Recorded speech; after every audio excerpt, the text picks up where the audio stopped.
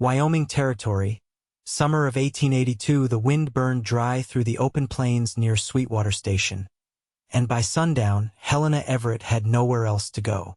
She stood alone beside the lopsided wagon that had carried her across 3 counties. Her dress was dust-coated, her boots cracked, and her arms ached from holding both babies. One twin was fussing against her shoulder, the other asleep in the crook of her arm. The sky above had colored itself a deep bruised purple, and the man who was supposed to marry her by now was nothing but a kicked-up trail of dust heading west. "You never told me there were 2, he had said flatly that morning, his face already turned toward the horizon. "I cannot raise another man's children. I do not want this life." He had not even looked at the twins before he left. Helena had not wept. Not then. Not even when she packed up the little she had and climbed back onto the wagon bench. But now, standing in the last light of day with nowhere to sleep and no food left but a heel of bread, her throat closed hot and tight. A low whistle broke through the wind behind her. She turned fast, adjusting the baby in her arms. A man on horseback was riding in slow and easy from the east, his figure outlined against the darkening sky. He was tall and broad-shouldered, with a sun-worn hat pulled low and a rifle tied across his saddle. His horse moved steady, calm, not the kind of mount someone rode when they meant trouble. "You lost, ma'am?" he asked once he was close enough, voice rough but not unkind. He was a cowboy, clearly. Dust on his shirt, rope at his hip, the kind of man who had seen too many sunrises from a saddle. "I was supposed to be married by now," Helena said bluntly, her voice hoarse. "But he left. Said he couldn't raise twins that were not his." The man's eyes flicked to the babies, one with a shock of dark hair, the other with paler curls. He dismounted slowly, tying his reins to a nearby fence post. "You got names for them?" he asked, stepping closer. "Ruth and Raymond," she said, her arms tightening instinctively. "They are 6 months old." He nodded, crouching so he did not tower over her. "My name's Boone Garrison. I work cattle out near Split Rock. There's a bunkhouse out that way. It is not much, but there is shelter. Food, too." Helena looked at him hard. "Why are you offering?" Boone met her gaze. "Because I have seen too many people turn their backs on each other out here. You are not asking for handouts. You are standing on your own 2 feet, holding those babies like a damn mountain.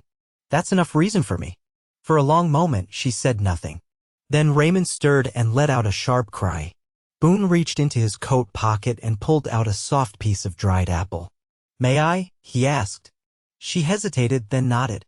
Boone gently offered the apple to Raymond, who latched onto it with sleepy contentment. Boone's smile came slow and real. "Come on, Miss Everett," he said. "Let us get you home." The bunkhouse sat a few miles off the trail, tucked near a shallow creek and a grove of cottonwoods. It was rough timber but solid. Boone's horse trotted ahead while Helena rode the wagon behind, her heart pounding louder than the wheels. She was not sure what she was walking into or if this man would change his mind once the kindness wore off. But when they reached the house, Boone lit a lantern and held the door open for her. The inside was tidy, clean enough to show someone lived there with care. A cot stood near the wall, a table with 2 chairs, a shelf of books, a warm fire already going in the stone hearth. "You and the twins take the cot," Boone said, setting a pot of water on the stove. "I will sleep out in the barn." "You do not have to." "I do," he said gently, not looking at her. "Because I want you to feel safe here." She studied him, the way he moved, the way he kept glancing at the babies. There was something steady about him, like the land itself. Not loud or showy, just solid. That night, she lay awake with Ruth curled against her chest and Raymond tucked beside her. The fire crackled low, and outside the wind swept over the land like a whisper. She listened for hoofbeats, for any sign Boone had left too, but there was only quiet. By the next morning, Boone had already fixed the broken wagon wheel and brought in fresh eggs from the henhouse. "Breakfast," he said, setting the pan on the table, "and a fresh shirt for Raymond. That one was soaked." Helena blinked. You changed him." Boone shrugged. "I worked calves smaller than him. Figured I could handle it. And he did. That day and the next." He fixed the roof leak, taught Helena how to draw water from the well, and started chopping firewood without being asked. He never asked about the twins' father. Never looked at her with pity. Just helped. Quietly. Constantly. One afternoon, while Helena rocked Ruth on the porch and watched Boone ride out to check the cattle, she felt something strange twist inside her chest. It was not fear. It was not loneliness. It was something warmer, something that made her chest ache and her throat catch. She had not felt it in years. A week passed. Then two. One morning, Boone came in from the barn with hay in his hair and a rip in his shirt. Helena was feeding the twins at the table. Boone looked at her, really looked, and his expression changed. Slowed. "You look like you belong here," he said quietly. She met his eyes. "I feel like I do." He stepped closer, his hands twitching at his sides. "I know I am not the man you planned on, and I do not know how to say this right, but I want to be here. With you. With them." Helena's breath caught. "You mean that?" Boone nodded. "I do not care who their father was. They are yours. That is enough for me." She stood slowly, walked to him. Her fingers brushed his hand, and he took them, rough and warm. The babies cooed in the background, but the world had narrowed to this moment. "I do not want to sleep in that barn anymore," she whispered. His jaw tensed. "Then do not." She stepped closer. He leaned down, and their foreheads touched. It was not rushed. It was not wild. It was just right. And for the first time since she crossed into this territory, Helena Everett felt safe. Wanted. Home. Boone's hand stayed lightly against the small of her back as they stepped inside that evening, rain sliding off the eaves in slow rivulets. The air smelled of damp earth and hickory smoke. Helena moved to hang the shawl she'd draped over the cradle, her fingers trembling with a quiet energy that hadn't come from fear or fatigue. Boone noticed but said nothing. He busied himself at the stove, stirring something that smelled of beans and salt pork. Ruth let out a soft gurgle from the cradle, her eyes half-lidded with sleep. Raymond shifted once, then settled again beneath the quilt Helena had stitched from spare scraps Boone found in a forgotten chest. "You were gone longer than usual," Helena said, easing into the chair across from the fire. Her hands folded in her lap, but her body leaned slightly forward as if bracing for something she hadn't named yet. Boone didn't look up from the pot. Went into Independence Rock. Needed to pick up a few things from the mercantile. She blinked. "That's a half-day ride. I left just after sunup. Figured if I didn't tell you, you wouldn't worry." Boone glanced over his shoulder, a faint crease between his brows. "Was that wrong?" She shook her head slowly. "No, I just hadn't realized how quiet it gets when you're not here." He nodded once and turned back to the stovetop. She saw then the new sack of flour leaned against the doorframe, and beside it, a bolt of blue cotton cloth, tucked under a parcel wrapped in butcher paper. Her gaze lingered on the cloth. "That for patching shirts?" Boone scratched at his neck. "No. Thought maybe you could make something for yourself. Not that what you wear isn't fine, but figured you might want something that's yours. You're choosing." Helena's throat tightened, but she kept her voice steady. "I haven't had new fabrics since before the twins were born." "Then it's past time," he said, ladling beans into 2 bowls. He handed her one and sat across from her, his knees brushing hers when he leaned forward. The firelight danced in his eyes, and the room fell into a quiet rhythm, the twins breathing softly, the wind shifting against the shutters, Boone's spoon scraping against the bowl. Helena set her dish down. "Have you always lived out here?" "No. Grew up near Fort Laramie. My folks had a dry stretch and sold off the land when I was 15. Been drifting since. Tried Montana for a spell, but the winters there don't forgive a man's mistakes." She studied him, the way his shoulders stayed relaxed even when his eyes turned distant. "You ever think about going back east? Don't see what's waiting for me there." She nodded. "Me neither." He met her gaze then, slow and deliberate. "You planning to stay?" "I don't have another plan," she said. "But I wouldn't stay if it felt like I was just borrowing space." Boone leaned back, resting his arm across the top of the chair. "You aren't borrowing. And I don't want this place quiet again." Her fingers curled against the table's edge. "I keep expecting to wake up and find you gone, too." "I'm not a man who runs," Boone said, his voice low. "And I've known what I wanted since the day I saw you holding both babies like the world could burn and you'd still be standing." Helena stood, walked around the table, and paused beside him. She reached for his hand and held it between both of hers, fingers roughened by work meeting his calluses like they'd been shaped for it. "I don't know what to call this," she whispered. "We don't have to name it tonight," he murmured. "But I'll be here come morning." She bent her head and pressed her lips to his knuckles, then lingered there, breathing in the scent of sun and leather and wood smoke that clung to his skin. Boone closed his eyes, and neither of them said anything more. That night she didn't ask him to stay. But when dawn crept in pale and gold across the floorboards, his coat was still hanging on the peg, and his boots sat neatly beside hers. Helena stepped outside with a sleeping Ruth in her arms and watched Boone tend the livestock. Raymond stirred gently in the sling across her chest. The sun rose slow, brushing the land in gold, and Boone looked up from the corral, caught her eyes, and smiled. Not the kind of smile that asked for anything, just the kind that said, "I see you, and I'll keep seeing you, every day you let me." Helena's heart answered before her voice ever could. The first real frost came in late September, silvering the grass behind the barn and edging the windows in lace just before dawn. Helena stood on the porch with Ruth bundled against her chest and watched Boone hammer a fresh hinge onto the chicken coop door. His breath clouded in the morning air, but he moved without hurry, steady and sure. Inside, Raymond stirred in the cradle. Helena pressed a kiss to Ruth's forehead, then stepped back into the warmth of the house, shutting the door behind them. The fire crackled low, and the scent of last night's stew still clung to the walls. She leaned down to tuck another quilt over Raymond, then crossed to the table where Boone had left a small oilskin pouch. She opened it carefully. Inside were 6 coins, worn but clean, nestled beside a folded slip of paper. A list neat, deliberate: coffee, oats, lamp oil, thread, sugar. Boone stepped in, stamping snow from his boots. "Store wagons due in from Rollins tomorrow. Thought you might want to pick out what we need this time." Helena glanced at the list.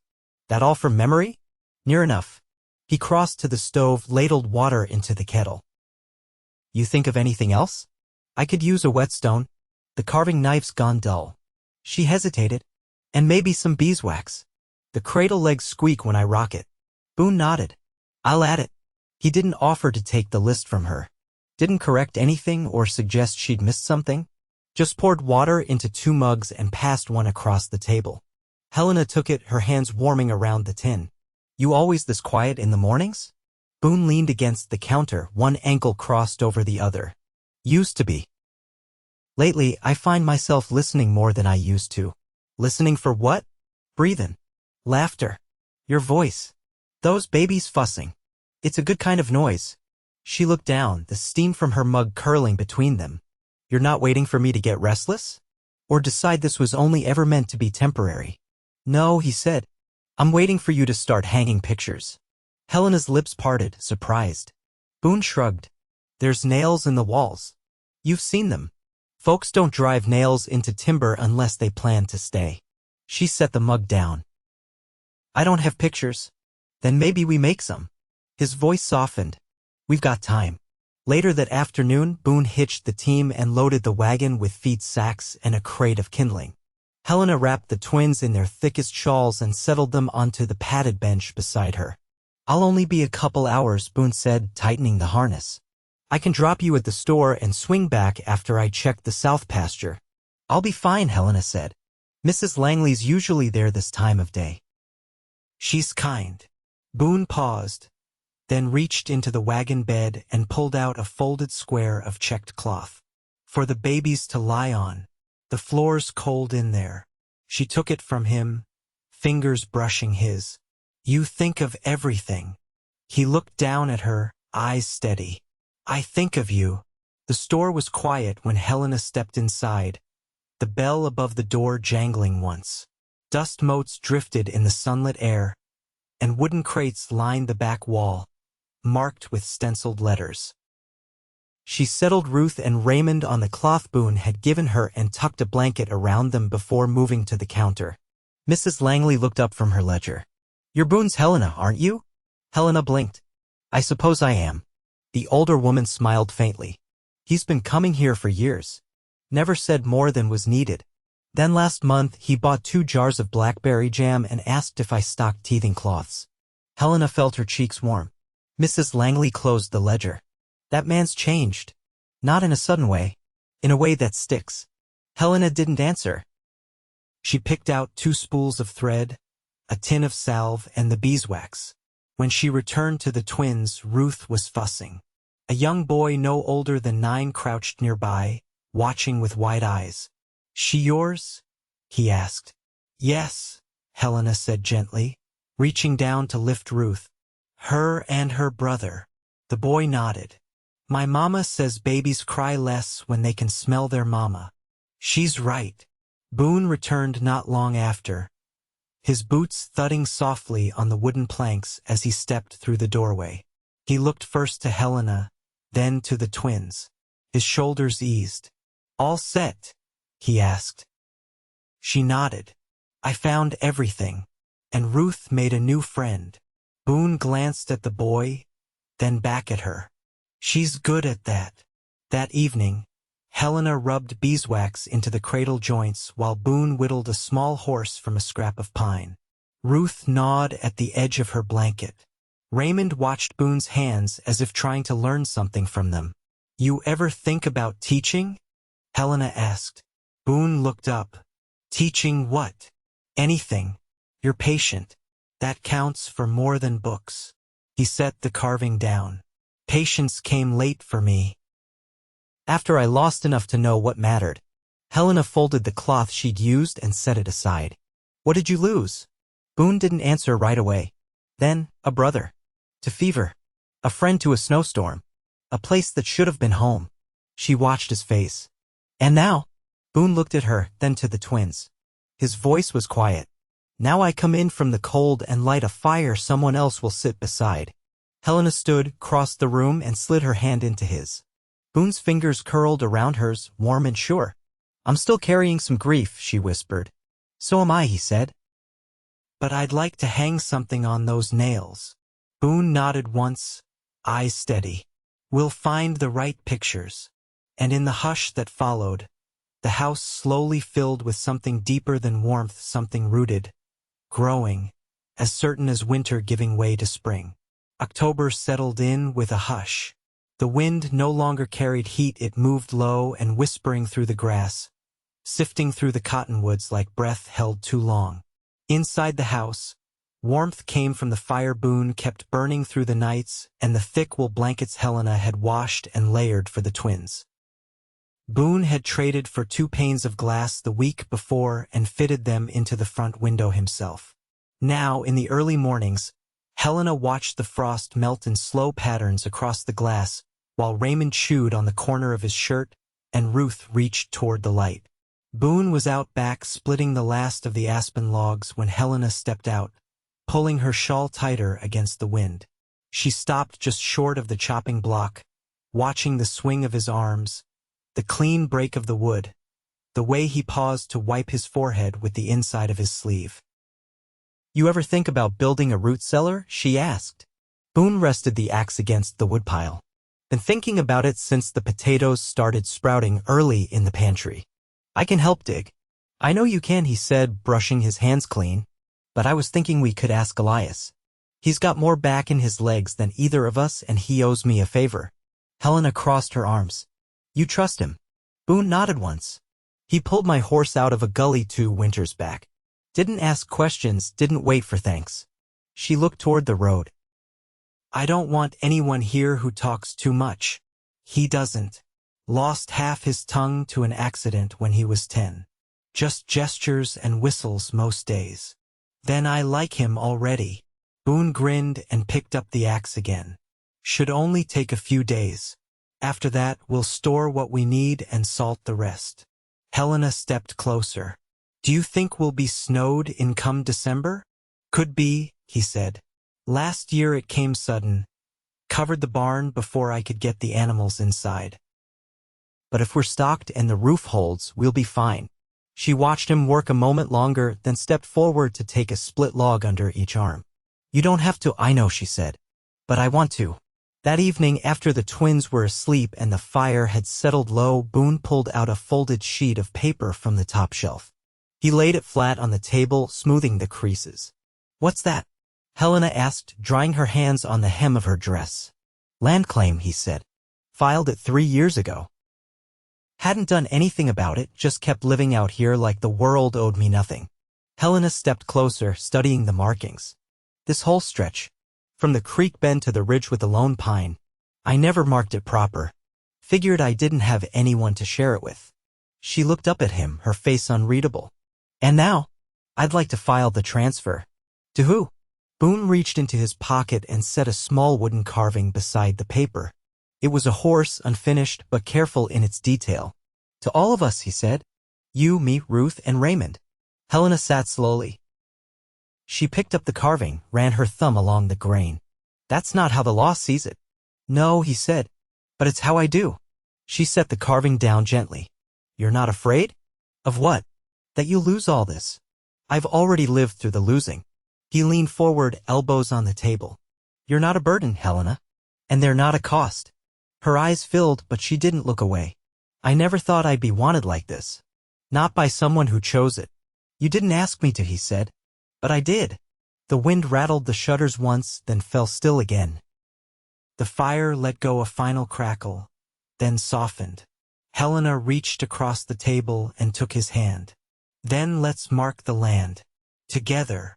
He nodded, then stood and pulled a small tin box from the shelf. From it, he took a stub of pencil and placed it beside the paper. Tomorrow, he said, we'll ride out and set the stones. Helena stood beside him, shoulder to shoulder. We'll make it ours. They didn't speak the rest of the night. There was no need. The quiet between them had changed. It wasn't made of silence anymore. It was made of promise. The stones they set weren't carved or marked with names. Just smooth, sun-warmed relics. Boone carried 2 at a time from the riverbed while Helena kept the twins shaded beneath the cottonwood. She chose where each stone would go, one at the north corner near the bend where the creek narrowed, another at the southern dip where the grass grew thickest. Boone never questioned her choices. He just placed the stones, then stepped back and waited for her nod. When they finished, the boundary of the land stretched clean and quiet, a shape built not from fences or claims, but from the steady decision to belong. That night, Boone brought in a wide branch of juniper and let it dry by the fire.